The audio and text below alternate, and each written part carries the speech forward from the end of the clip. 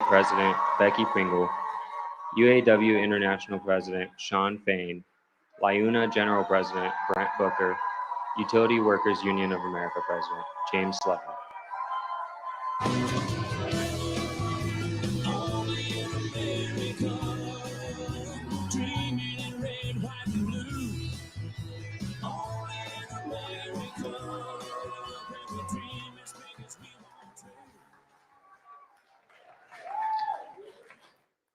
Please welcome Tyrese West.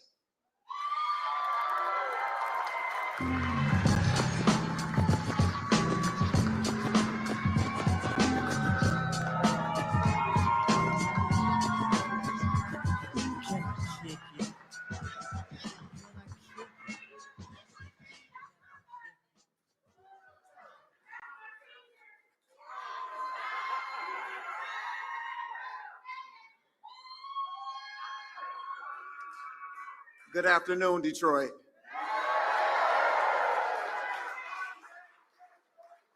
So if you don't know who I am, my name is Tyrese West. I'm a proud member of Labor's International Union of North America.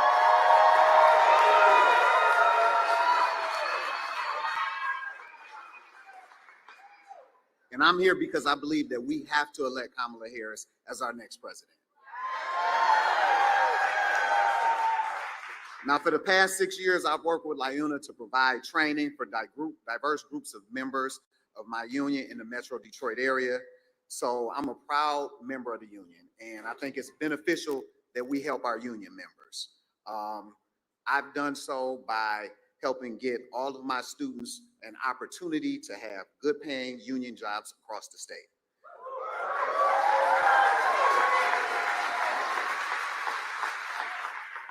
And the thing is, that's why the stakes are so high right now. My students have opportunities to work because of leaders like Kamala Harris.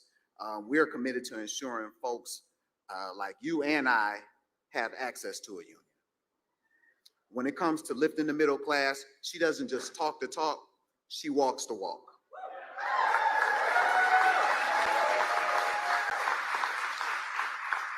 Unlike other people, like Donald Trump.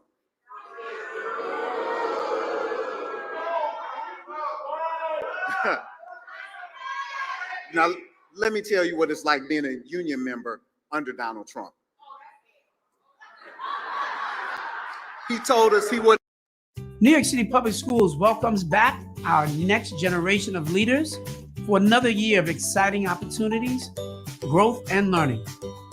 From our passionate teachers to our dedicated staff, we are committed to preparing our students to be a positive force for change.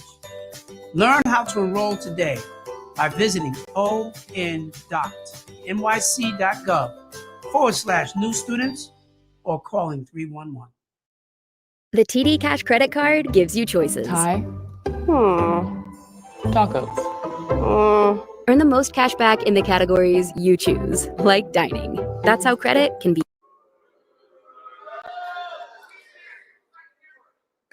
And then with the Project 2025 agenda, it will give him power to go after the right to organize. And it will try to dismantle our unions and then make life even more expensive for us. So that's the choice we're looking at in November. We have him and we have Kamala Harris.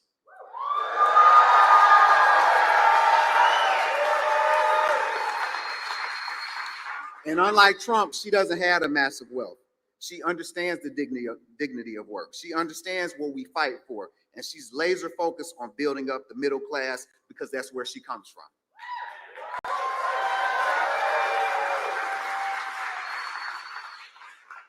With Kamala Harris as the vice president, we passed the biggest infrastructure bill in generations, which created millions of good paying union jobs. We've seen auto jobs return to the state.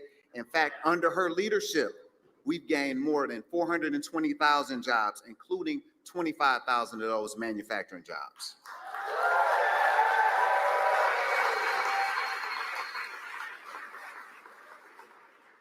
It was Kamala Harris who helped pass the tying vote to save pensions for our workers. And as union members, we all need those pensions.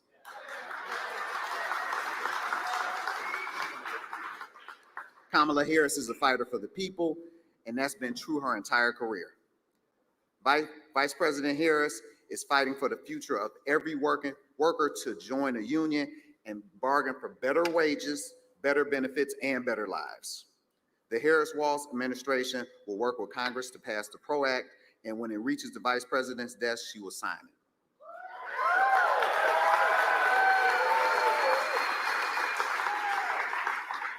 So to sum it up, there is only one candidate on the ballot for president who has the backs of the working people in Michigan, and we now have to have her back. Now, I am proud to welcome her to the stage, a true fighter for us and everyone, Vice President Kamala Harris.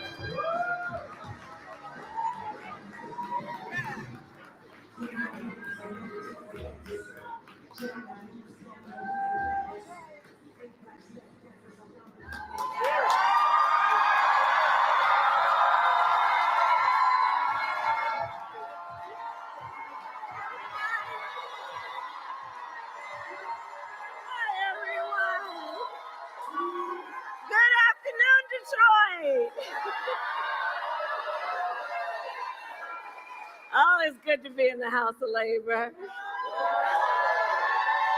Can we hear it for Tyrese?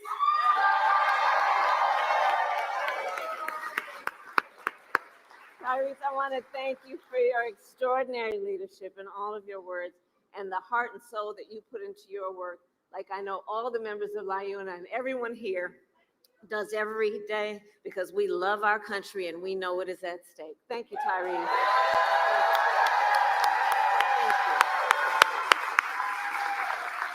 So it is so good to be with so many incredible leaders and elected officials who are here. Governor Whitmer was here earlier, Senator Stabenow. Your next United States Senator, Representative Elisa Slotkin. And I always want to thank Representative Dingell. Where is she? There she is. Stevens, Stadiner, all of you for the work that you do every day. And to all the labor leaders who are here, I thank you all for your extraordinary work. Don't we love Labor Day? We love Labor Day. It's always been that way, right? The way we celebrate Labor Day is we know that hard work is good work. We know that when we organize, when we bring everyone together, it's a joyful moment where we are committed to doing the hard work of lifting up America's families. And I want to thank everyone here for that work and the way you do it every day, including General President Booker of the Laborers, President Fain of UAW, President Pringle of NEA, President Slevin of the Utility Workers, and President Weingarten of the AFT.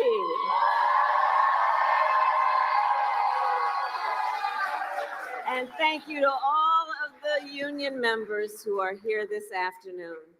So on Labor Day and every day, we celebrate the dignity of work. The dignity of work. We celebrate unions because unions helped build America and unions help build America's middle class. It is true across our nation and it is true here in Detroit. Nearly 140 years ago, in this very city, 10,000 people marched in one of our nation's first Labor Day parades. Many held signs that read, "Divided, we can beg. United, we can demand."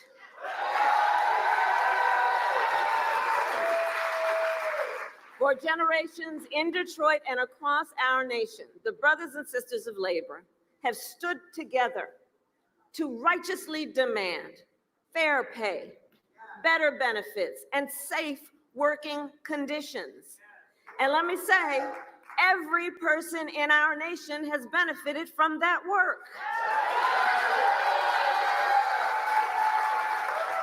Everywhere I go, I tell people, look, you may not be a union member, you better thank a union member for the 5-day work week. You better thank a union member for sick leave. You better thank a union member for paid leave. You better thank a union member for vacation time.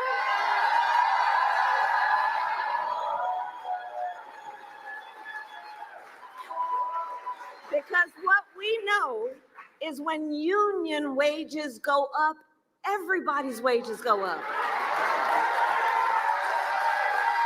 When union workplaces are safer, every workplace is safer. When unions are strong, America is strong. We know what we're talking about. The labor movement has always understood the power of the collective and the power of unity, the power of unity. And while we are fighting so much nonsense that is about trying to divide our country, trying to pull us apart, look to what the history and the present of labor tells us about the power of the collective and unity. The spirit of that work, as much as the product of that work, is very telling and gives us really good lessons about what creates strength. And you know, many of you know my parents met while they were active in the civil rights movement. So when I was young, my parents, I see some young leaders here today. When I was young, my parents would take me to the meetings. I see our young leaders. And take me to the marches. I was in a stroller. And from a very young age, I learned that when people stand together, when we join voices, knowing that the vast majority of us have so much more in common than what separates us, when we join those voices, we can drive extraordinary change, which is why I believe in my heart and soul, no one should ever be made to fight alone. We are all in this together. We are all in this together. But I'll tell you, I think that there has been a certain backward thinking approach over the last several years, which is to suggest them folks, to suggest that the measure of the strength of a leader is based on who you beat down, instead of what we know, the true measure of the strength of a leader is based on who you lift up. Who you lift up. That's the measure of the strength of a leader. Let's stop with the nonsense. And in this election, we all here know there are two very different visions for our nation. Ours focused on the future, the other focused on, let's just get through the next 64 days. How about that?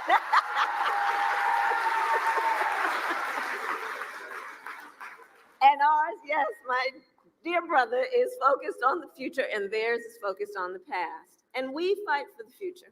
We fight for a future where all people receive dignity and respect and opportunity, for not just for some, but for all. That's what we are fighting for.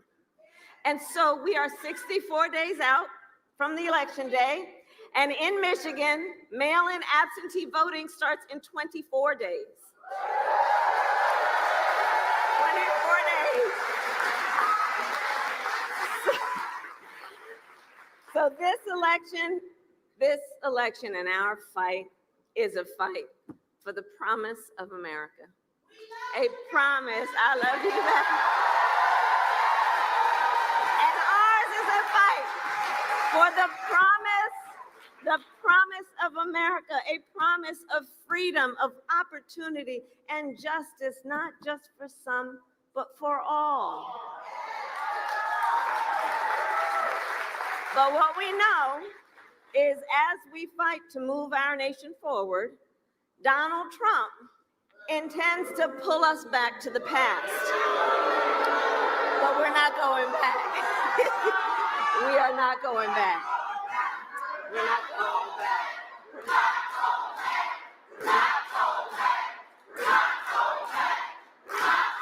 not going back.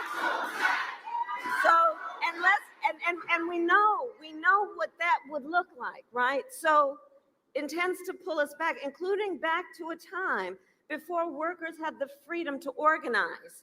As president, we will always remember Donald Trump blocked overtime benefits from millions of workers. Tyrese talked a bit about this and opposed efforts to raise the minimum wage. He appointed union busters to the National Labor Relations Board, and he supported so-called right-to-work laws. And if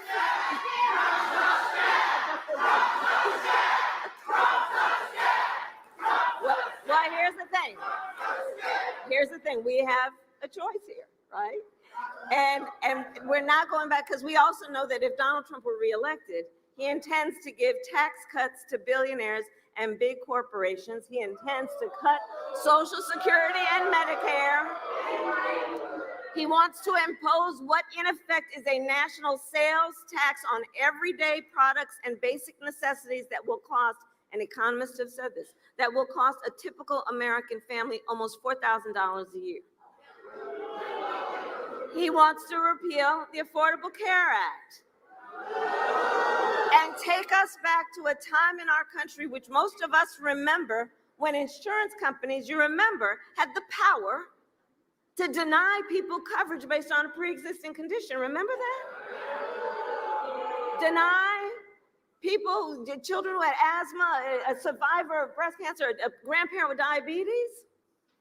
Look, America has tried those failed policies before, and they are failed policies. And we are not going back. And we are not going back. We are not going back.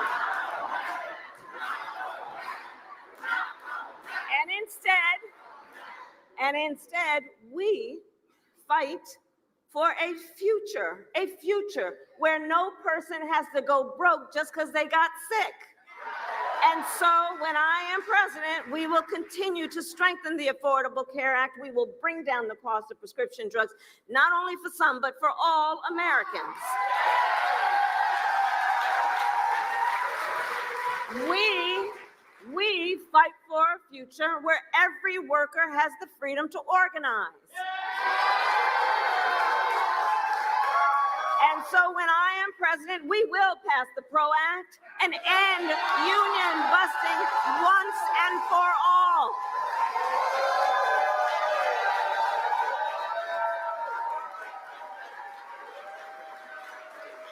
And I'll remind everybody on all these bills, we got to elect a Congress who supports that to be able to actually get that work done. We fight for a future where every person has the opportunity not just to get by, but to get ahead. And so when I am president, we will continue to build what I call an opportunity economy, so that every American has an opportunity to own a home, to start a business, to build intergenerational wealth for their family. We fight for a future where every senior can retire with dignity. And so when I am president, we will continue to defend Social Security, Medicare, and pensions, just like we have done.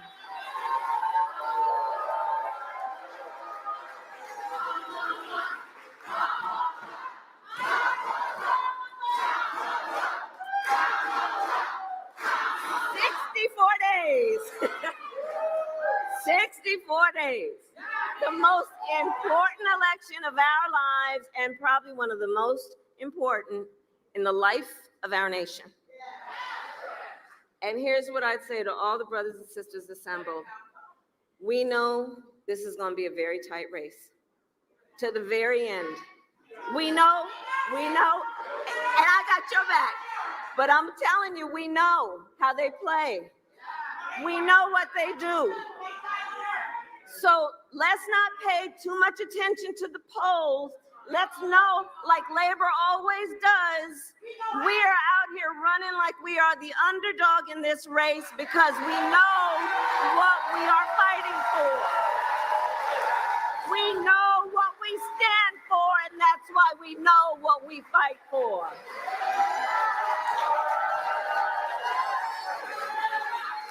And we got some hard work ahead of us, but again, we all like hard work because hard work is good work.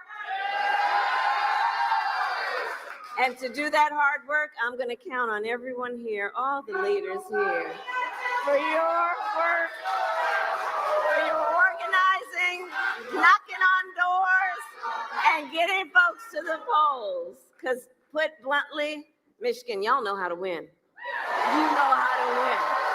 You know how to win. So today I ask Detroit, Michigan, are you ready to have your voices heard? Do we believe in freedom? Do we believe in opportunity? Do we believe in the promise of America? And are we ready to fight for it? And when we fight, we win. God bless you. God bless the United States of America.